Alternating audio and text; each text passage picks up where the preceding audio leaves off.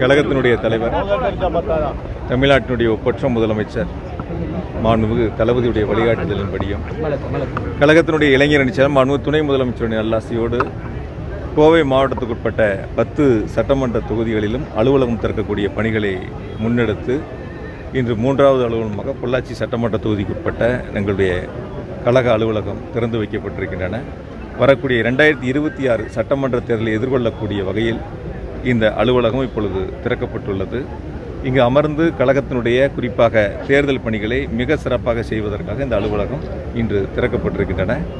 4.5 ஆண்டுகளில் மாண்பு முதலமைச்சர்கள் பல்வேறு சிறப்பு திட்டங்களை கோவை மாவட்டத்திற்கு வழங்கியிருக்கின்றார்கள், குறிப்பாக பொள்ளாச்சிக்கும் வழங்கியிருக்கின்றார்கள். எனவே அரசினுடைய திட்டங்களை மாண்பு முதலமைச்சருடைய சாதனைகளை வீடு வாரியாக வாக்காளர்களை சந்தித்து மக்களிடத்தில் எடுத்து சொல்லி இந்த முறை கோவையில் 10 சட்டமன்ற தொகுதியிலும் திராவிட முன்னேற்ற கழகத்தின் சார்பில் மாண்பு முதலமைச்சர்கள் அறிவிக்கின்ற தோழமை வேட்பாளர் உட்பட அனைவரையும் மகத்தான வெற்றி பெறச் செய்வோம் என்பதில் இன்று உறுதி எடுத்திருக்கின்றனர். பொள்ளாச்சி தொகுதி கோமதேக அப்படின்னு சொல்றாங்க, அந்த சஸ்பென்ஸை நீங்க தான் உடைக்க முடியும், கொஞ்சம் சொல்லுங்க. நானும் உடைக்க முடியாது, நீங்களும் உடைக்க முடியாது, இங்கே இருக்கிற நிர்வாகிகளும் உடைக்க முடியாது. யார் எந்த தொகுதியில் போட்டியிடுவார் என்பதை எங்களுடைய கழகத் தலைவர் அவர்கள் முடிவு செய்வார்கள். எங்களை பொறுத்தவரை 234 தொகுதிகளிலும் எங்களுடைய கழகத் தலைவர் மாண்புமிகு தளபதி அவர்கள் தான் வேட்பாளர் என்பதை மனதில் வைத்து நாங்கள் தேர்தல் பணிகளை முன்னெடுத்திருக்கின்றோம். ஆகையால் வேட்பாளரை பற்றி எங்களுக்கு கவலை இல்லை. தலைவர் தான் எங்களுக்கு வேட்பாளர்கள், மாண்புமிகு முதலமைச்சர்கள் தான் எங்களுடைய வேட்பாளர்கள். ஆகையால் எங்களுடைய தேர்தல் பணிகள் என்பது மிக சிறப்பாக அமையும். திமுக எம்எல்ஏ மற்றும் காங்கிரஸ் எம்பிக்களுக்கிடையே தொடர்ந்து கருத்து வேறுபாடுகள் இருந்துகிட்டே இருக்குது. இதில் பார்த்தீங்கன்னா இப்போ இந்த கூட்டணியில் ஏதாவது விரிசல் ஏற்படுறதுக்கு வாய்ப்பு இருக்குங்களா?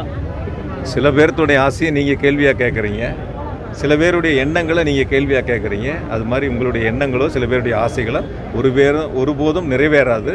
எங்களுடைய கூட்டணி மிக ஸ்ட்ராங்காக இருக்குது, உறுதியாக இருக்குது.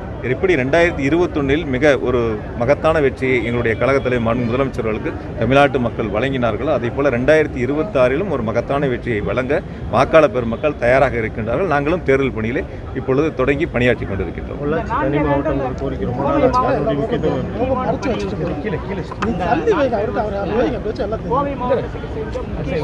எல்லா பணிகளிலும் மாண்பு முதலமைச்சர்களே வருகை தந்து கோவையிலே கலந்து கொண்டு அடிக்கல் நாட்டுவதிலிருந்து பணிகள் முடிந்து திறப்பு விழா வரைக்கும் நீங்களும் இந்த அரசு நிகழ்ச்சிகளில் கலந்துருக்கிறீங்க. எந்த அளவுக்கு திட்டங்களை தொடங்கி வச்சிருக்காங்கன்னு பார்த்துட்டு, ஆகையால் உங்களுக்கே முழுவதுமாக தெரியும் எந்தெந்த திட்டங்களை எந்தெந்த பணிகளை கோவைக்கு தந்திருக்கிறார்கள் என்பது முழுமையாக தெரியும். நீங்கள் எதை கேட்டீங்க? பொள்ளாச்சி தனி மாவட்டம் கோரிக்கை ரொம்ப நாளாக இருக்குது. இங்கே இருக்கக்கூடிய வணிக பெருமக்கள், எங்களுடைய இயக்க தோழர்கள், மாவட்ட கழக செயலாளர்கள், நாடாளுமன்ற உறுப்பினர் உட்பட அனைவருமே இந்த கோரிக்கையை கழகத்தில் இடத்தில் முன்வைத்திருக்கின்றோம்.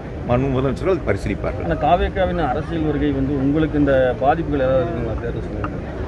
எங்கள் துணை முதலமைச்சர் சொன்ன மாதிரி யாராவது அந்த கட்சிக்காரங்களை பார்த்து ஏதாவது கேள்வி கேட்குறீங்களா? அதாவது உங்களுக்கு ரேட்டிங் வேணுங்கிறதுக்காக, உங்களுக்கு ஒரு செய்தி வரணுங்கிறதுக்காக ஒரு பக்கமாக கேள்வி திருப்பி கேட்கறதுக்கு போத் சைடு கேள்வி கேட்டீங்கன்னா 2 பக்கம் கேள்வி கேட்டிங்கன்னு வச்சுங்களேன், அந்த கேள்வி ஒரு நியாயமுள்ள கேள்வியாக இருக்கும். சந்திக்கவே முடியாமல் எல்லைக்கு அப்பாற்பட்டு நாட்டு ரீச்சபிள் இருக்கிறவங்களை பற்றி எங்ககிட்ட கேள்வி கேட்டு ஏங்க சார் எங்கள் நேரத்தை வீணடிக்கிறீங்க, உங்கள் நேரத்தை வீணடிக்கிறீங்க. நன்றி.